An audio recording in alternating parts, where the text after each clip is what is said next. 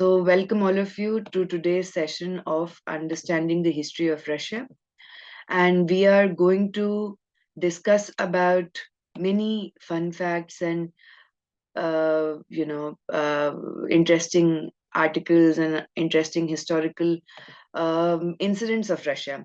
But Russia का पूरा history, उसका timeline समझना बहुत ही मुश्किल है because those scholars who have written about Russia have written with a lot of detailing, which takes a lot of time to comprehend. पहला and दूसरा it's huge. मतलब when you will understand after an hour कि the history of Russia is huge and it is very complicated to understand. So I hope कि ये class आपको बहुत ही ज़्यादा overwhelming ना लगे, but I'm sure कि लगने वाली है.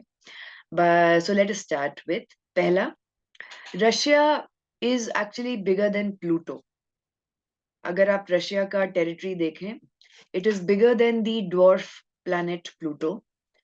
ये 11 टाइम जोन्स को स्ट्रेच करता है. इसकी बॉर्डर 14 डिफरेंट कंट्रीज के साथ है. The capital of it is Moscow. A lot of people get confuse कि सेंट पीटर्सबर्ग है कि मॉस्को है. I will tell you why the confusion exists also in today's class. इसका सेकंड लार्जेस्ट सिटी है Saint Petersburg. It has the world's longest railway line, जो आपका यहाँ से शुरू होता है, which is from Moscow and it goes to the end which is here Vladivostok. तो it is the longest railway line of the world.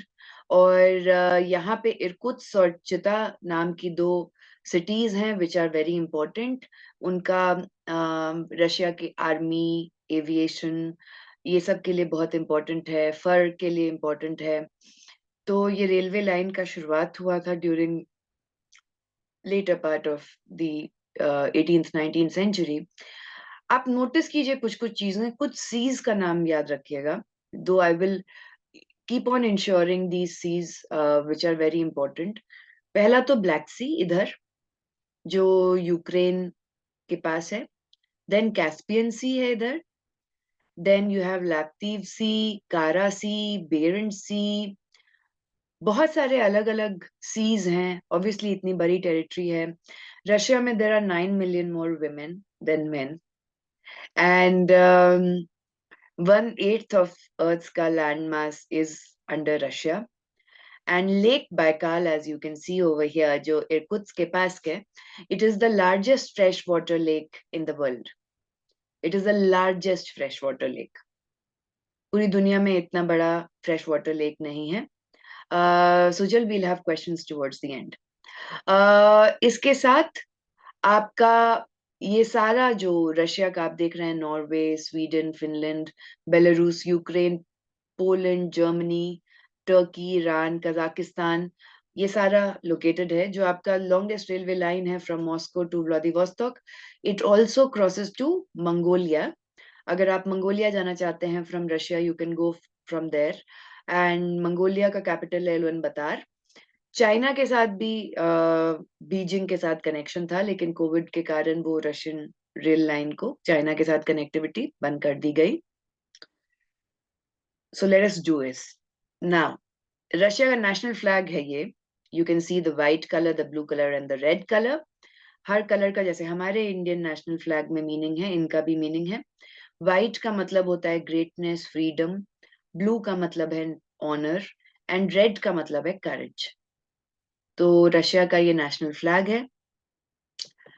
Russia के बहुत सारे इंटरेस्टिंग सुपरस्टिशंस हैं. जैसे हमारे तरफ अगर कोई बिल्ली रास्ता काट दे तो उसको अशुभ माना जाता है. अब मेरे पास 3 बिल्लियां हैं, तो सोचो कितना ही रास्ता कटता होगा मेरा. बट यहाँ पे भी इट इज कंसिडर्ड अनलकी. लेकिन अगर कोई बिल्ली अपना चेहरा साफ कर रही है तो it is considered to be very lucky, कि अच्छा है. बारिश में अगर आप घर से बाहर निकलते हैं तो लगता है कि अच्छा, you will get back, and it is considered a good omen. इसके अलावा जो है आपका बहुत सारी चीजें रशिया में अलाउड नहीं है. जैसे मतलब इट इज स्कूल में सिखाया जाता है कि you should not smile. There is actually training कि you should not smile. Smile is considered a weakness kind of. Glass का टूटना, शीशे के ग्लास का टूटना is considered a good omen. और कभी भी किसी को अगर रशिया में you should never give flowers which are in even numbers. Even numbers का मतलब होता है कि फ्यूनरल के फ्लावर्स इवन नंबर्स में होते हैं, तो you should always give odd number of flowers. अगर आपको कभी लगता है कि कुछ खराब होने वाला है, तो किसी पीस ऑफ वुड पे you should just knock 3 times. तो क्योंकि जो इनका ट्राइबल ट्रेडिशन था, दैट हैज दिस बिलीफ कि this will stop all these kinds of happenings. घर में सीटी नहीं बजाना चाहिए, आपका पूरा पैसा उड़ जाएगा. एंड कभी भी दरवाजे पे जाके किसी से हाथ शेक नहीं करना चाहिए. It will lead two fights between you and the other person. अगर किसी लंबे जर्नी पे जा रहे हो तो जाने से पहले कुछ सेकंड के लिए बैठ के just then leave. It will be lucky. नमक मत गिराइए, it is considered unlucky, it will bring bad luck. तो ये सारी चीजें हैं, रशिया के कुछ फनी सुपरस्टिशंस हैं. इसके साथ again look at it.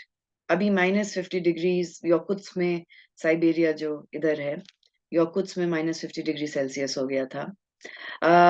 Again look at the seas. Baltic sea, Caspian sea, Aral sea, बाकी आपके कारा सी हैं, और भी अलग अलग लैप्तीव सी है. ये सी ऑफ जापान है जो चाइना जापान के बीच में है. और यहाँ बेरिंग सी है. So just look at the size of Russia. It's huge. It's massively huge. तो लेट अस सी कि हम इनकी हिस्ट्री से क्या समझ सकते हैं and what is basically the history of Russia. सबसे पहले जो रशिया में जो होमो इरेक्टस स्पीशीज हैं, वो ह्यूमंस के माइग्रेट करते हैं. Homo sapiens as you know came only 50,000 years before. तो उससे पहले होमो इरेक्टस थे. उसमें से एक particular European ethno linguistic group था, मतलब एक एथनिसिटी और लैंग्वेज का ग्रुप था, which was called as Slavs. अब स्लैब्स का मैंने एटिमोलॉजी समझने की कोशिश की कि स्लैब्स का मतलब क्या होता है. So the meaning of slabs can be people who speak the same language, और इवन स्लेव्स, वहां से भी आता है. ये मोस्ट ऑफ देम जो स्लैव्स हैं, ये आके जो रशिया की टेरिटरी है वहां पे दे माइग्रेट. सो जो रशिया है, यूक्रेन है, बेलारूस है, बल्गेरिया है, मैसिडोनिया है, ये ईस्टर्न ऑर्थोडॉक्स चर्च को फॉलो करते हैं जो ग्रीस का है. अभी भी जब so they celebrate Easter, Christmas after 10 days of the Roman Catholic system. Once I wished one of my friends who is Eastern European Christmas Day or Easter, तो उसने बोला है wish me after 10 days. तो उनका अलग system है. तो news में वो इसलिए था बिकॉज रशिया यूक्रेन दोनों ईस्टर्न ऑर्थोडॉक्स चर्च को फॉलो करते हैं क्रिश्चियनिटी का. But because of the war the conditions are not very good. The Roman Catholic Church आपका पोलैंड में, some parts of Ukraine, some parts of Belarus, Croatia, Slovakia, यहाँ पे follow किया जाता है. तो आपके ये एथनिसिटी के लोग आए, ट्राइबल लोग, during the early period, and they came and settled over here. As you can say, they were tribal in nature. So tribes क्या होते हैं? Tribes वो communities होती हैं जिनका कोई religious text नहीं होता है. They don't have a social stratification hierarchy, and they don't have the concept of purity or pollution या untouchability and all of it. तो ये tribal groups थे जो आए. ये स्लेव्स फिर कहाँ से आए, दैट वाज द क्वेश्चन. तो बहुत सारे जो रिकॉर्ड्स मिले हैं उनके हिसाब से बोला गया कि a lot of them were Norsemen who migrated from Sweden. These were the Slavs. And ये दो जगह गए. एक तो किएव. ध्यान रखना किएव क्यों इंपॉर्टेंट है, क्योंकि Kiev is the capital of Ukraine. और दूसरे नोवगोरोड गए, which is called as the city of gods. और वहां पे ऑलरेडी उस लैंड में there were other tribes that were living, जैसे मेरिया, मुरोमिनस, मेस्चरा. उन सब के साथ एसिमिलेट करके the Slavic people they settled over there and they migrated. अब इसका हिस्ट्री कौन लिखा, जो हिस्ट्री हम पढ़ रहे हैं? तो अर्ली रशियन हिस्ट्री का जितना भी एविडेंस मिला है वो बाइजेंटाइन एम्पायर के हिस्टोरियंस के द्वारा मिला है। बाइजेंटाइन एम्पायर, जैसे कि आप जानते हैं, was the eastern part of the Holy Roman Empire, जिसका कैपिटल था कॉन्स्टेंटिनोपल। और बाइजेंटाइन एम्पायर एग्जिस्ट किया था अप्रोक्सीमेटली फ्रॉम 395 बीसी से 1453 1453 बीसी, जब Ottoman Empire will take control over Constantinople. तो आज के Turkey, Syria, Asia Minor, Bulgaria, Greece, Italy, some parts of North Africa, some parts of Spain, they were under the Byzantine Empire. Byzantine Empire के ही historians ने जो Russian tribes हैं उनके बारे में लिखना शुरू किया था। 9th सेंचुरी एडी में कीव के पास, जो यूक्रेन का कैपिटल है, कीव के पास एक स्टेट बनता है, स्लैब्स का पहला स्टेट, जिसको कीवियन रूस बोलते हैं। और according to the traditional account, बहुत सारे डिबेट्स है ये कीवियन रूस कैसे बना। तो एक ट्राइब्स हैं, जैसे अगर आप जब यूके की हिस्ट्री हम पढ़ेंगे, then we will study about the Vikings. Vikings were very barbaric, strong, violent tribes, जो फिर से आपके स्कैंडिनेविया में जिनकी शुरुआत है। And they go around, they were pirates also, and they went around conquering other parts of like England and Europe, so they came over to Kiev. और Kiev में स्लाविक लोग थे, ट्राइब्स थे, फिनिक ट्राइब्स थे। तो ऐसा माना जाता है कि ट्राइबल लोगों ने ही बोला वाइकिंग के राजा को, जो ओलेग था, कि हमारे पास तो बहुत लैंड है, but we don't have someone who can rule over us strategically, so why don't you take over control? तो जो वाइकिंग के राजा थे, Viking again coming from Scandinavia, जो आप नॉर्वे, स्वीडन, फिनलैंड की तरफ से जो ट्राइब्स आ रही थी, they came over and they took over. उन्होंने कीव में रशिया का पहला फेडरेशन बनाया। This is happening in your 9th century AD. So जो रूस के लोग हैं, रूसी people, even in the medieval Europe, कहा जाता है कि कहाँ से आए आपके नॉर्समैन। तो नॉर्समैन जो आपके स्लाविक ट्राइब है वो आया स्वीडन से। उसके बाद उनके रूलर्स जो हैं वो वाइकिंग आए, वो वाइकिंग भी आपके स्कैंडिनेवियन कंट्रीज से आए। एंड इसके बाद जो है रशिया की हिस्टोरियोग्राफी दो सिटीज को बहुत मान्यता देती है। एक है कीव, जो आज के दिन यूक्रेन का कैपिटल है, और दूसरा है Novgorod, which is in Russia. So you can see कि रूस का एस्टेब्लिशमेंट कीव के चारों तरफ था। That is the first point of contention कि why Russia keeps on you know historically believing or having the nostalgia कि कीव या Ukraine is a part of Russian Slavic history. जो रूस के लोग थे, जो रूसी पीपल थे, they were a mixture of, like जैसे रूस का स्टेट आप यहाँ देख रहे थे, पायरेट्स और वाइकिंग, जो स्कैंडिनेवियन कॉन्करर्स आए, वो लेट 8th सेंचुरी से 11th सेंचुरी में उन्होंने काफी रेड, पायरेट, देवर पायरेट्स तो बहुत जगह ट्रेड और सेटलमेंट और अलग अलग चीजें की। एंड दे अडॉप्टेड क्रिश्चियनिटी और कीव को कॉन्कर कर लिया।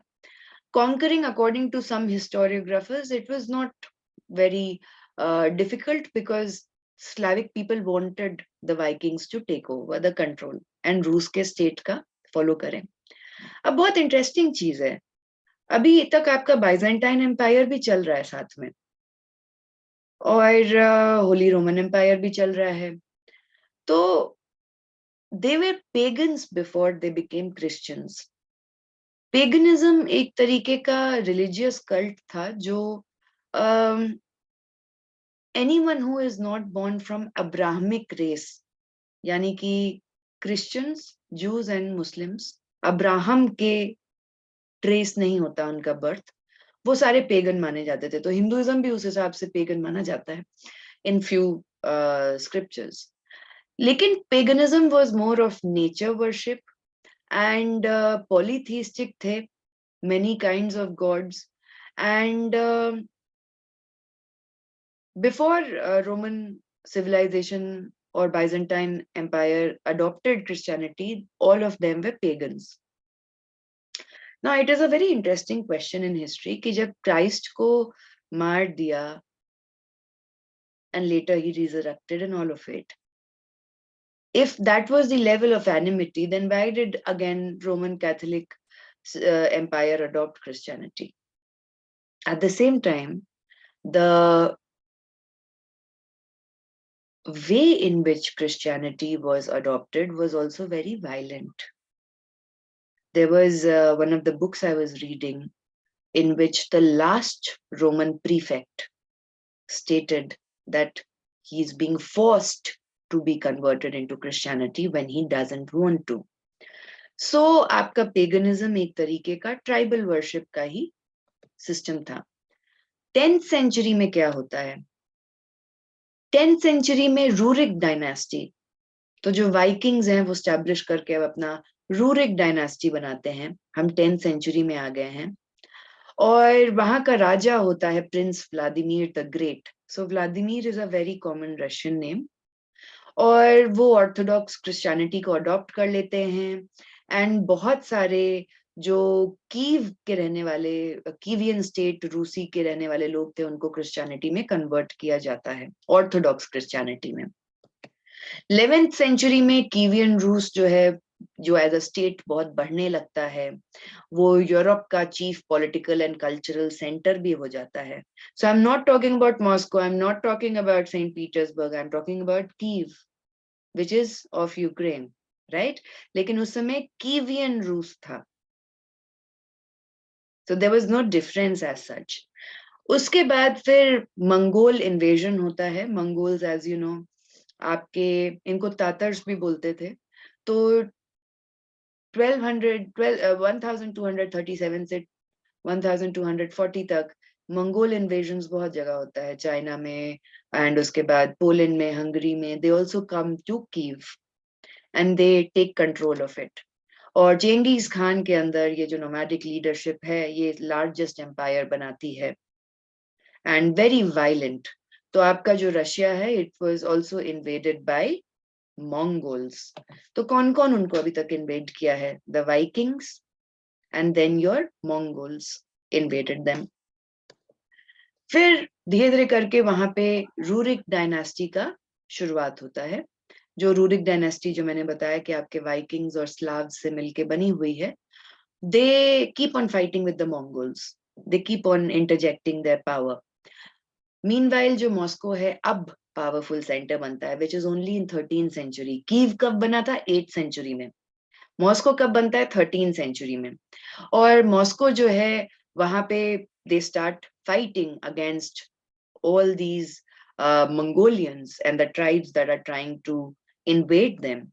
And एक Grand Duchy of Moscow बनता है. Grand Duchy is like a big state.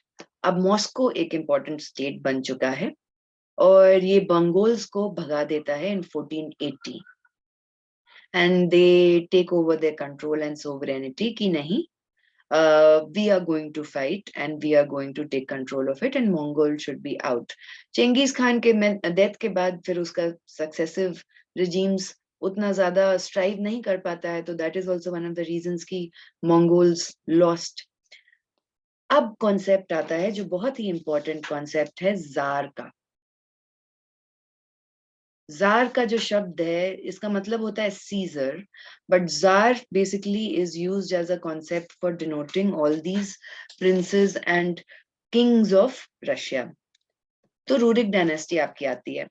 पहला जो आपका जार होता है 1462 में, after the Mongols have left, is called Ivan the great. Ivan the great जो है मॉस्को को बहुत फेमस कर देता है, बहुत फेमस कर देता है. और मॉस्कोवाइट प्रिंसेस का फिर शुरुआत होता है. कीव का पावर थोड़ा कम होता है and Moscow becomes very popular. और उसने पूरा लाइक रशियन इंटीग्रेशन शुरू करता है, मॉस्को को बड़ा करना शुरू करता है, स्टेट को बड़ा करना शुरू करता है, एंड ये बहुत ही अपनी प्रजा में भी बहुत फेमस होता है। उसके बाद इन there were few successions, and then this man that you see in power is called as Ivan the Terrible. इस जार को इवान द टेरिबल बोलते हैं। इवान द टेरिबल क्यों टेरिबल था भाई? तो पहला तो देयर आर मेनी रीजंस। ये his wife was died accidentally, तो इसके दिमाग में ये आ गया कि जो बॉयर्स हैं या नोबिलिटी है उन्होंने ही मारा है मेरी बीवी को। Then he went hysterical and went on a killing spree. In fact इसकी बेटी when she was pregnant, he punished her for wearing immodest clothes, जिसके कारण उसका miscarriage भी हो गया, and he had a lot of fights, and बहुत सारे जो अंदरूनी मॉस्को के अंदर अलग अलग टाइप के जो ट्राइब्स थे आपस में रिवॉल्ट करने लगे, and they hated him, right? तो अभी तक सिर्फ 2 सिटीज पावर में हैं, कीव है एक साइड और दूसरे साइड जो है आपका मॉस्को है। इसके बाद 15th सेंचुरी में एक रिवर है युगर रिवर। युगर रिवर पे जाके 1480 में फाइनली जो मंगोल्स को पूरी तरीके से हटा दिया जाता है, एंड बहुत सारे रशियन लैंड्स का गैदरिंग शुरू होता है। युगर रिवर का कोई पिक्टोरियल रिप्रेजेंटेशन नहीं है, ओनली इलस्ट्रेशन है, एंड ये आपके 15th सेंचुरी का बहुत बड़ा वॉर होता है। इवान द टेरिबल, जिसको आप यहाँ फिर से देख सकते हैं, ये मॉस्को को तो बहुत हाइट्स पे ले जाता है, लेकिन बहुत सारी किलिंग्स होती हैं। इसका फिर इवान के बेटे फ्योडोर वन का बिना किसी रीजन के कारण डेथ हो जाता है, सक्सेशन का क्राइसिस हो जाता है। That is called as a time of troubles. जब आपका रेनेसांस चल रहा है यूरोप में, तो रशिया में मतलब in this area you have the time of troubles going on. और उसके बाद ये पूरा जो सक्सेशन का इशू होता है उससे निकल के फिर आपके रोमनोव डायनेस्टी आती है 1613 में। और रोमनोव डायनेस्टी आपके रशिया को पूरा तरीके से साइबेरिया और बाकी जितना भी उसका एरिया है वो सबको, जो आज का रशिया है उसका नींव रखती है। आपका Saint Petersburg as the cultural capital establish होता है। तो Romanov royal family is quite similar to your British royal family. In fact it has many interconnections which I will tell you. आपके जो किंग जॉर्ज थे, George the Fifth, he was related to the Romanov dynasty.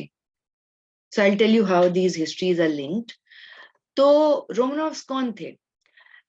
Ivan the terrible के मौत के बाद ही रोमनोव्स आए power में, and Ivan को ग्रोजनी भी बोला जाता था, which means the terrible leader, and बहुत डेंजरस था, थ्रेटनिंग था, sometimes even awesome in that way.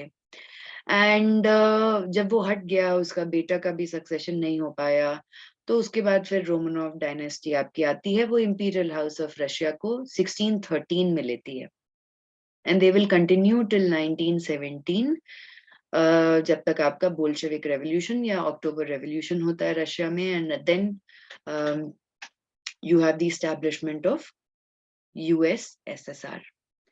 तो अभी की रशिया है क्या? अभी की रशिया में मैक्सिमम पेजेंट्स हैं, अभी मैक्सिमम पेजेंट्स हैं, मोस्ट ऑफ देम। रशिया काफी रूरल है, आपके लीडर्स चेंज हो रहे हैं, आपका रूरिक डायनेस्टी से फिर रोमनोव डायनेस्टी आया, बट काफी स्ट्रॉन्ग डिक्टेटरशिप है। वहां के पार्लियामेंट्री सिस्टम को डूमा बोला जाता है, तो बहुत ही स्ट्रॉन्ग डिक्टेटरशिप है, बहुत ही ज्यादा कंट्रोल है, ऑटोक्रेटिक है। क्रिश्चियन क्लर्जी जो ऑर्थोडॉक्स है उसका बहुत पावर है, जो भी सक्सेसर बनता है ब्लड लाइन से बनता है, और क्रिश्चियन ऑर्थोडॉक्सी का बहुत पावर है, बहुत पावर है in the entire Romanov dynasty also. फिर रशिया भी इनलाइटनमेंट के प्रोसेस से गुजरता है। 1721 में जो जार पीटर होता है, he is called as Peter the Great, वो रशियन एम्पायर को प्रॉपर तरीके से स्टैब्लिश करता है, सेंट पीटर्सबर्ग को स्टैब्लिश करता है, नया कैपिटल बनाता है सेंट पीटर्सबर्ग को, और वेस्टर्न यूरोपियन कल्चर जो है एनलाइटनमेंट का, ये सब इंट्रोड्यूस करता है रशिया में। अगर आप रशियन लिटरेचर पढ़ेंगे तो there are many famous Russian authors, Chekhov है, दोस्तोयेवस्की है, देयर आर मेनी। तो लिटरेचर में भी बहुत ज्यादा आगे रशिया जाता है। लेकिन पीटर का डेथ होता है और उसके पास कोई डायरेक्ट मेल हायर नहीं होता है। अब ये एक प्रॉब्लम रहा है। It is patriarchal but and patrilineal also, कि राजा के बाद उसका बेटा ही राज्य करेगा। तो बहुत सारे रिलेटिव्स जो हैं वो डेकेड्स तक फाइट कर रहे हैं कि कौन अब राजा बनेगा एंड एवरीथिंग। लेकिन रशियन एनलाइटनमेंट में ऑर्थोडॉक्सी क्रिश्चियनिटी को क्वेश्चन नहीं किया गया। Religion continued, scientific temper also continued. The same thing would also happen in Middle East, that they would start with something called as scientific Islamism. But ऐसा नहीं है जो Europe में हुआ था, the separation of church and the state, उस तरीके से नहीं देखने को मिला। 1762 में रशिया आ जाता है कंट्रोल में कैथरीन द ग्रेट की, who is a German princess। बहुत ही फेमस रहती हैं वो अपने कंसोलिडेशन ऑफ पावर के लिए, और शी अलोंग पीटर का ही पूरा लेगेसी फॉलो करती हैं to make Russia more European. अब तो पूरा रशियन एम्पायर स्टैब्लिश हो गया है। कैथरीन का जो पोता होता है एलेक्जेंडर द फर्स्ट, वो नेपोलियन को भगाने में बहुत बड़ा रोल प्ले करता है। जैसे कि आप जानते हैं कि फ्रांस में revolution happened in 1789 against king Louis the 16th and Mary Antoinette. Mary Antoinette was the sister of the King of Austria, monarch of Austria. There is this Mary Antoinette syndrome also. Like on 20th of January, no, on 21st of January, King Louis was guillotined in 1793. उनके 9 महीने बाद Mary Antoinette will be गिलोटीन्ड, और जब उसको बताया जाता है कि कल आपका डे है ऑफ गिलोटीन, तो रातों रात उसके लंबे काले बाल एकदम सफेद हो जाते हैं। So this is called as Marie Antoinette syndrome, when people because of stress or genetic reasons have white hair even if they are quite young. Anyway, तो अलेक्जेंडर द वन वो फ्रेंच एम्परर नेपोलियन को हटाने की कोशिश करता है। Napoleon हटता ही नहीं है। प्रॉब्लम तो ये था कि फ्रेंच रेवोल्यूशन हुआ, आपने मोनार्की हटाने की कोशिश की, but then you had another dictator called as Napoleon Bonaparte, ruling over you. Napoleon को कितनी बार अरेस्ट किया गया है, किसी ना किसी आइलैंड में जाके छुपा दिया जाता है, वो भाग जाता था हमेशा। He would just run away. He would cross every island, every jail, and he'll come back with power, and people would support him. But the last battle in which he lost, it was the Battle of Waterloo. और battle of Waterloo में Russia की army, मतलब Alexander the first और Prussia जो आज का Germany है, उसकी आर्मी में जाके फ्रांस की आर्मी को वो हरा देते हैं। और फिर नेपोलियन को सेंट हेलेना आइलैंड्स हैं, वहां पे he is jailed for the last time and he dies over there. और मरते मरते वो यही बोलता है कि the only country that he fell in love with completely and wanted to conquer and take over was Egypt. He was madly in love with Egypt. Anyway, तो Alexander the first Napoleon का जो advancement है towards Russia बंद करता है, नहीं आने देता है। मीनवाइल अलेक्जेंडर द सेकंड, इसके बेटे के टाइम पे बहुत सारे पेजेंट रिवॉल्ट शुरू हो जाते हैं। देयर इज सर्फडम्स, फ्यूडल हायरार्की, आपका exploitation bye money lenders, peasants are not getting enough money. ऊपर से रशिया जितना बड़ा साइज में, it is not habitable also, no? It has a lot of deserts and it is बहुत ठंड पड़ती है, तो northern area of Russia you can't live in. तो या तो आपका it is the western side or the eastern side or beach का, that is it which is habitable. तो peasants को they were not able to grow a lot of food, and बहुत सारा famine, drought Russia में regularly पड़ता था। और Alexander the first, Alexander the second, इन सबको कोई मतलब उतना ज्यादा था नहीं ऑफ द, जो हर ऑटोक्रेटिक गवर्नमेंट में आपने देखा है, they didn't really मतलब care about what is happening with the locals. Alexander the second serfdom को अबॉलिश करता है, लेकिन वो इतना कल्चरली इंट्रिंसिक है कि पेजेंट के रिवॉल्ट्स उसके बाद भी खत्म नहीं होते। They do a lot of reforms. They try to establish a constitution, parliament जो डूमा है, वो इकोनॉमी को भी लिबरलाइज करने की कोशिश करते हैं, फॉरेन लोन्स लेने की कोशिश करते हैं, लेकिन जो ऑटोक्रेटिक रूल है इसको नहीं छोड़ रहे हैं, उसको नहीं छोड़ रहे हैं। And that became the main reason of a lot of revolts. उसके बाद बहुत सारे मतलब आपके जो रोमनोव्स हैं वो आपके डायनास्टी को रूल करते रहते हैं। आपका अलग अलग टाइप का पावर बैलेंस आते रहता है। नेशनल काउंसिल जो है, जो सबसे पहले रोमनोव को जार बनाता है, not the Rurik tsar but the Romanov tsar, वो माइकल होता है, माइकल रोमनोव। और माइकल रोमनोव के बाद फिर आपका पीटर द ग्रेट, जिसका मैंने आपको बताया, वो ऑर्थोडॉक्सी क्रिश्चियनिटी को और स्ट्रॉन्ग कर देता है। 1721 में, अब देखो यहां से शुरू होता है, 1721 में रशिया एस्टोनिया और लैटविया को अपने कंट्रोल में ले आता है। Baltic sea is very important, Baltic sea is very important. Baltic sea को कंट्रोल करने के लिए, क्योंकि once you control Baltic sea you also control northern Europe, Scandinavia.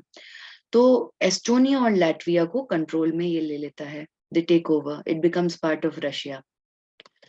1772 से लेके 1814 तक आपके क्रिमिया, क्रिमिया का भी इन्वेजन 2014 में रशिया ने किया था, उससे पहले भी क्रिमिया को, यूक्रेन को, जॉर्जिया को, फिर आगे जाके आपका नीचे बेलारूस है उसको, मोल्दोवा को, and some parts of Poland, इन सब को रशिया कंट्रोल में ले लेता है। All of them become part of Russian territory. So ये पूरा जो आप देख रहे हैं ग्रीन कलर में एंड ऑरेंजिश कलर में, all of them to a certain extent over the period of time will be taken over by Russia, even your Georgia. ये कंट्रोल है इनका। फिर 1798 और 1815 में when they are taking this control, तो तभी Napoleon enter करता है, नेपोलियन को वो हरा देते हैं, बैटल ऑफ वाटरलू होता है, बात खत्म। 1853 से 57 में ये क्रिमिया को कंट्रोल में ले लेते हैं और Crimea becomes a part of Russia. आपका सारा जो ईस्टर्न यूरोप का साइड है अब आपका 1857 तक रशिया का पार्ट हो जाता है। क्रिमिया को पहले कंट्रोल किया हुआ था ऑटोमन एम्पायर ने, बट ऑटोमन एम्पायर हार जाता है रशियन एम्पायर के सामने, तो क्रिमिया आपका टेरिटरी हो जाता है रशिया का। 1877 से 78 में रशिया ऑटोमन एम्पायर का जो वॉर होता है उसमें वो हरा देते हैं, और बाल्कन्स का जो एरिया है, यानी आपका बल्गेरिया और ये सारा जो एरिया है at that point of time, जो ऑस्ट्रिया हंगरी और ये सब भी आपका कंट्रोल में ले लेता है Russia from the Ottoman Empire. 1897 में बहुत इंटरेस्टिंग चीज होती है, आपका मार्क्सिस्ट सोशलिस्ट डेमोक्रेटिक पार्टी का फाउंडेशन होता है, जो 1903 में मेंशेविक और बोल्शेविक में टूट जाएगी। बोल्शेविक्स जो होते हैं वो ये they are revolutionaries, they believe that you know if you want to take over the Romanov dynasty जो बहुत करप्ट है और it is not able to rule us, बहुत ऑटोक्रेटिक है, you have to drastically take it over, violently take it over। जो मेंशेविक्स होते हैं वो बिलीव करते हैं कि रिफॉर्म होना चाहिए, वोटिंग होना चाहिए, धीरे धीरे करके वेलफेयर प्रोग्राम होना चाहिए, और तब अब इसका भी बहुत इंटरेस्टिंग कहानी है। होता क्या है कि जब कार्ल मार्क्स ने दास कैपिटल लिखी होती है तो वो तो जर्मन में लिखते हैं, और जर्मन भाषा बहुत मुश्किल है, and it is very very difficult to understand German language. So when he writes that, and it is like Das Capital has been written in volumes. One part of Das Capital has been written after the death of Karl Marx by Frederick Engels. तो जब ये मोटी सी किताब Russia आती है publication के लिए, तो मोस्ट ऑफ देम थिंक कि इतना मोटा जर्मन का किताब कौन पढ़ेगा, who will study about it, तो उसको अलाउ करते हैं publication, they allow it, they don't understand what is written in it और क्या रेवोल्यूशन है और what is Marxism, they don't understand. लेकिन यहाँ बैठा हुआ था Lenin, and Lenin was actually, he went through a very difficult time. Lenin उसका उसका रियल नाम व्लादिमीर इलिच है, लेकिन लेनिन उसका नाम फिर बाद में पड़ा रिवर के ऊपर। लेनिन के बड़े भाई को एग्जीक्यूट कर देते हैं रोमनोव्स, तो इसीलिए Lenin has this entire thing in his heart कि अब हम रोमनोव्स को हटा देंगे, and it is very dictatorial and autocratic, and वो ये चीज को शुरू करता है। जब 1917 में, the same year when Indira Gandhi is born in India, तो 1917 में जब आपका फर्स्ट वर्ल्ड वॉर भी चल रहा है और रशिया में रेवोल्यूशन शुरू हो जाता है, तो सिविल वॉर चलता है 4 साल 5 साल के लिए, और Lenin then becomes the head of the state और of the committee only for 1 year in 1923, and 1924 में ही डाइज। तो ये जो सिविल वॉर चला, ये बोल्शेविक्स और मेंशेविक्स के बीच में चला था। रोमनोव्स को तो हटा दिया गया था, I tell you how, what was the story behind it. अभी तक चीजें थोड़ी बोरिंग थी, अब आता है मेन एंडिंग जो होता है। निकोलस द सेकंड, ये लास्ट एम्परर होता है रशिया का। ये 1 नवंबर 1894 को बनता है। He is, through a lot of historians, a little aloof from whatever is happening in the entire Russian kingdom, specifically the peasant revolts, and कितना level of famines है और कितना level of drought है, इसका इसको idea नहीं था। He was also a bit underconfident at that point of time. Clergy ने इसको support करके बनाया था because it would be easier to mold him at that point of time. तो he becomes, in fact जिस दिन इसका कोरोनेशन होता है उसी दिन एक बहुत बड़ा स्टैम्पीड होता है रशिया में, जिसमें हजारों लोग मरते हैं, and he has no idea that this happens. At a personal level, he goes and fights in the First World War also. He's a docile man, he's a gentleman, but someone who is not very devilish. Yeah, he's not a lion or a fox in realist terms. तो काफी time इसका he was taken advantage over also, specifically by the clergy. और इसके खिलाफ बहुत ही ज्यादा opposition शुरू हो जाता है। पहला because of the defeat in the First World War, second की इतना ज्यादा फैमिन्स हो रहा है, और रूसो जापानीज वॉर में रशिया बहुत डिफीट्स सफर करता है, तो बैंकरप्ट हो चुका है टू अ सर्टेन एक्सटेंट, और पेजेंट्स जो है they don't have food to eat, they are very rural, बहुत लोग मर रहे हैं। बट थोड़ा सा एलिनेटेड था इसका नॉलेज ऑफ रशियन सोसाइटी। यही आपके किंग जॉर्ज से रिलेटेड है, जो ब्रिटिश रॉयल फैमिली है उनसे रिलेटेड है। That is why Romanovs are connected with your king George, और अभी का जो रॉयल फैमिली है। एक बार डीएनए टेस्टिंग भी हुआ था प्रिंस फिलिप का और रोमनोव के जीन से मिला भी था, बट अगेन वो मिलना थोड़ा सा debatable, I tell you why. तो इसके साथ क्या प्रॉब्लम होता है? इसके साथ along with the fact कि जापान से हार रहे हैं और फर्स्ट वर्ल्ड वॉर हो रहा है, बैंकरप्ट हो चुके हैं और पेजेंट्स रिवोल्ट कर रहे हैं और स्टैम्पीड हो रहा है, लोग मर रहे हैं, and he's abused by his own people, no one wants him as the autocratic leader. There is this character that also enters, Rasputin. Rasputin is again a very interesting character in Russian history. He was a Russian mystic. He was एक छोटे से गांव में रहता था. इसके बीवी थे, बच्चे थे. And he would steal or do some sin or whatever. तो इसको village के लोग पकड़ के खूब मारे, and he was bleeding and also the only forgiveness that he was given कि तुम village से निकल जाओ. तो ये village से निकल जाता है, and he takes into this in his heart that he's going to find God. And the meaning of his life is to find God. And पहले तो वो शुरू करता है from the Orthodox Christianity churches, वहाँ पे as a student बहुत, मतलब he walks a lot, he walks through Siberia, मतलब he is a macho character in Russian history, and he does not find God or any connection. And then he gets involved with these underground cults. जैसे हमारी तरफ तांत्रिक शक्तियों को follow करने वाले होते हैं, तो he gets involved with them, and through that he starts feeling a connection with God.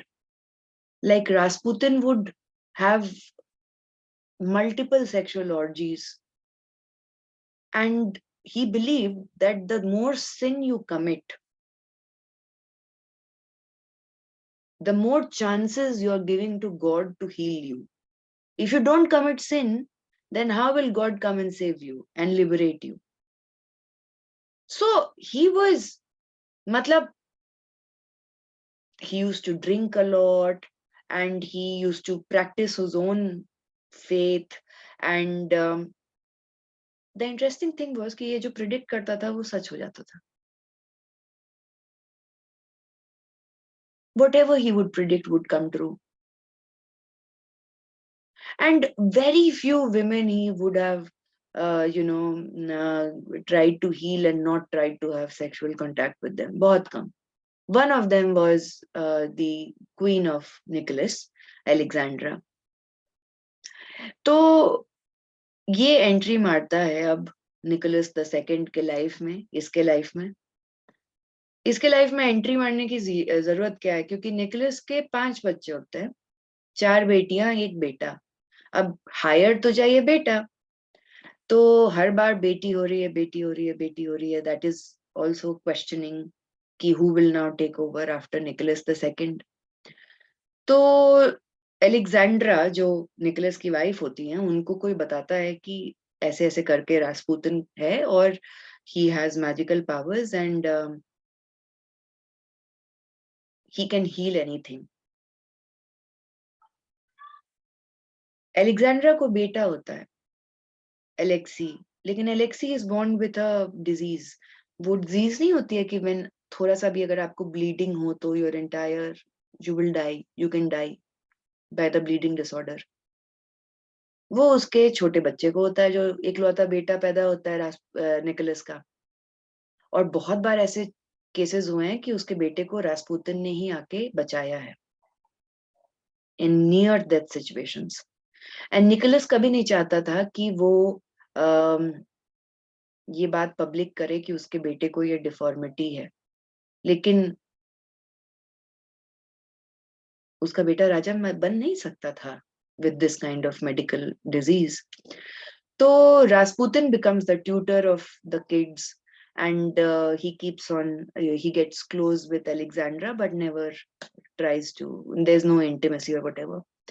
And there was लेकिन बहुत सारे, मतलब जो क्लर्जी है, क्लर्जी जो ऑर्थोडॉक्स क्लर्जी है, वो रास्पुतिन से चिढ़ता है because he is sexually very मतलब active, more than active. He drinks a lot. He doesn't follow Christianity in the way Christianity should be followed. इसका अपना cult है, and he has powers. He has powers. So जो clergy है Russia की, they would plant situations to kill him, लेकिन ये बच जाता था. So they बहुत बार they would make him infamous by putting posters of him off the bar that he's a man who can have sex with a donkey also, and he's drunk and he's this and that, और इसके ताकि इसके ऊपर लोग विश्वास ना करें. And Alexandra ने जब निकोलस फर्स्ट वर्ल्ड वॉर की तरफ गया हुआ था, स्टेशन था, तो अलेक्जेंड्रा ने कुछ लेटर्स भी लिखे थे, the wife of Nicholas the to Rasputin, because she saw him as a spiritual guru and everything, और वो क्लर्जी ने वो लेटर्स आउट कर दिए. तो अब ये इज्जत की बात हो गई थी between the queen and the king, और उनके रिलेशनशिप्स में भी बहुत दरारें आने आ गई थी रास्पुतन के कारण. And Nicholas II hated Rasputin and he wanted him out. लेकिन जब भी रास्पुतिन गायब होता था तो किसी ना किसी तरीके से फैमिली के ऊपर, बच्चों के ऊपर कुछ ना कुछ अगर होता था इशू, तो अलेक्जेंड्रिया वुड कॉल रास्पुतिन. तो अब निकोलस का उतना चल नहीं पाता था. ये सारी चीजें चल रही थी. अल्टीमेटली रास्पुतिन को भगा दिया जाता है. निकोलस II उसको फरमान भेजता है कि he has to, enough is enough, get out. फिर रास्पुतिन को मार दिया जाता है. और the ending of his life is also very debatable कि क्या हुआ नहीं हुआ, व्हाटएवर. अब आप देखिए, this is Alexandria, this is Nicholas II. यहाँ पे इसके दो बच्चे हैं, लड़कियों को दिखाया, दो और लड़कियां हैं, और ये छोटा बच्चा जो है वो अलेक्सी है, the one who was born with the blood disorder. तो ये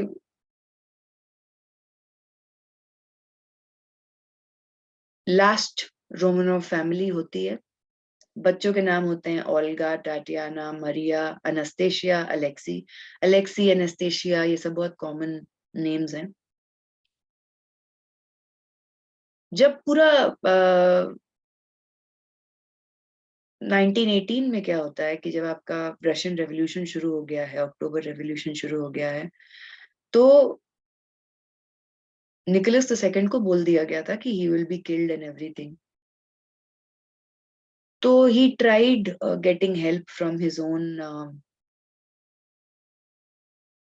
मिनिस्टर्स कि हमें बचा लो, बच्चों को बचा लो, परिवार को बचा लो. तो इसी के खुद के मिनिस्टर्स जो थे, याकोव यूरोस्की, इनको जो पैलेस है वहां से हटा के एक दूसरे खंडर जैसे पैलेस में लेके जाता है, takes there.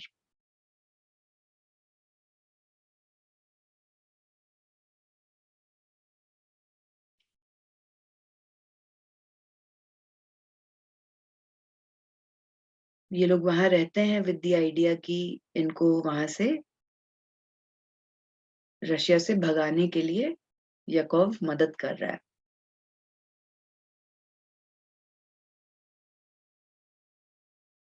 They come with, जैसे अलेक्जेंड्रा कम्स वेयरिंग ऑल हर, मतलब जो इनके गाउन्स होते थे उसमें पूरा अपना प्रेशियस जोन स्टोन्स और ज्वेलरी इन लोगों ने स्टिच किया था, सारी बच्चियों ने मिलके, क्योंकि ये मिलिट्री मैन को नहीं मिलना चाहिए and all of it. And they were ready कि उनके पास इतना डायमंड ज्वेल्स और ये सब है कि they can abscond from Russia. That is the plan. इन लोग को एक एक जगह से दूसरी जगह पैलेस में शिफ्ट किया जाता था कि यहाँ पे अब अटैक होने वाला है, यहाँ बोल्शेविक्स आ रहे हैं, यहाँ बोल्शेविक्स आ रहे हैं.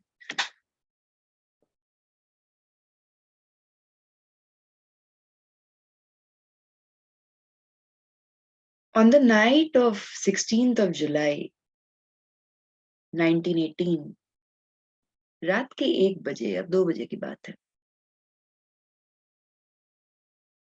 all of them are called by his own minister, जो इनको एक जगह से दूसरी जगह, दूसरी जगह से, एक्चुअली वो उनको रशिया के एकदम डीपर क्वार्टर्स में ट्रांसफर कर रहा था, जहाँ पे एकदम सुनसान हो, और इनको ये लग रहा था कि उनको भागने में मदद कर रहा है. और उस रात 5 बच्चों को, हस्बैंड वाइफ को बुलाया जाता है। बोल्शेविक्स के पूरी फौज आती है and they are killed point blank, all of them.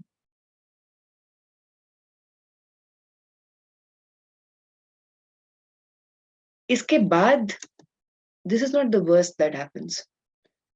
The worst that happens is कि आज तक पता नहीं चला है कि इनका हड्डी कहाँ पे है, where is the skeletal remains. कुछ कुछ लोगों का मिला, कुछ कुछ लोगों का, मतलब निकोलस का तो नहीं मिला, वाइफ का भी नहीं मिला, बच्चियों में से एक बच्ची का मिला, एलेक्सी का शायद मिला है। एलेक्सी का फिर डीएनए टेस्टिंग हुआ, वो that is why I said कि हड्डियों का जांच करना कंट्रोवर्शियल है इधर इस केस में, बिकॉज ये इतने डेप्थ में जाता है ना रशिया के इन लोगों का छुपाने के लिए, कि नो वन रियली नोज कि कहाँ पे हड्डी, किसका बॉडी रिमेन्स कहाँ पे है। सो इनको कभी कोई स्टेट फ्यूनरल भी नहीं मिला। I think after the collapse of Soviet union एक स्टेट फ्यूनरल मिला था, जो छोटी मोटी हड्डियां बची थी उनके, पूरा डीएनए टेस्टिंग हुआ था प्रिंस फिलिप से एंड एवरीथिंग, तब लिंक किया गया था कि हाँ ये रोमानोव्स का ही है। बहुत कुछ कुछ क्योंकि मैक्सिमम जनता को नहीं पता था कि उनके राजा और रानी को इस तरीके से मार दिया गया है, तो a lot of them also used to fake, like there was one case of a lady claiming to be Olga, and वो अपने ट्यूटर को, उसके ट्यूटर को बुलाया गया था, जो not Rasputin, the other tutor was, English tutor was called, और वो पूरा कहानी बता रही थी अपने इंग्लिश ट्यूटर को कि she is Olga and she is the one, she is the highest, ये सारी चीजें। लेकिन फिर इंग्लिश और बहुत सारी चीजें मैच कर रही थी, but then the English tutor realise कि नहीं, this this is a patient of schizophrenia, जिसने कहानियां सुनी है and does knows the truth और many things but is not Olga. बहुत लोग ढूंढते रहे, many people tried searching for their bodies, but till now their bodies have not been found.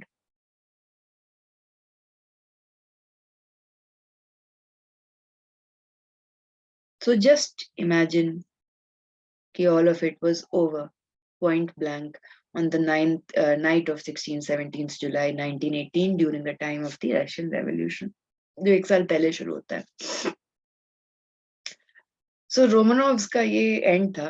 There are few interesting web series on that. I will suggest it, that you should watch it. They give a very spectacular and real version of whatever has happened. In the next class, we are going to talk about Soviet Union. Okay, what is the history of Soviet Union? So we studied today simple things, जैसे आपके Slav people आए from Sweden, वो आए, जो area था किएव के पास, उसको inhabit किया, वहां फिनिक ट्राइब्स भी रहती थी। उसके बाद वाइकिंग्स आए, वाइकिंग्स का इन्वेजन हुआ, वाइकिंग्स ने कंट्रोल ले लिया। These were Norsemen from Sweden and Nordic countries, वो वहां पे आके स्टैब्लिश कर लिए।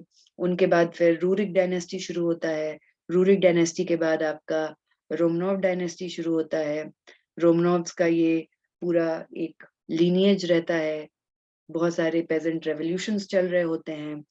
रशिया जो है एम्पायर बढ़ते रहता है, वो क्रीमिया, जॉर्जिया, यूक्रेन, पोलैंड के कुछ पार्ट्स, जो बेलारूस, जो रूस का शब्द है ना, जो रूस का शब्द है वही बेलारूस में है और वही रशिया में भी है, जो उसके स्लैविक ओरिजिन को दिखाता है। That is why the word Rus. And finally Nicholas the second का इस तरीके से उसकी फैमिली के साथ पूरा डेथ होता है। तो in the next class we will talk about Bolsheviks and Mensheviks. We will talk about Lenin. We'll talk about Soviet Union. We'll talk about what was so socialist in Soviet Union. What is the concept of socialism?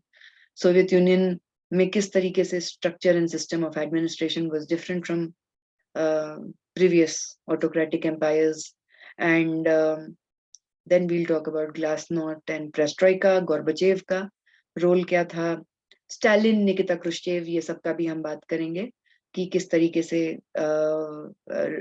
Russia underwent during the time of Cold War, what was happening, because we have understood it from the Western idea of US, but what is the Russian idea? So, and we have understood today that why Russia thinks that Kiev, which is the capital of Ukraine, is its territory, why it has taken control of Crimea, all this Russian nostalgia and the reasons of it. So, with this, I end the class for today.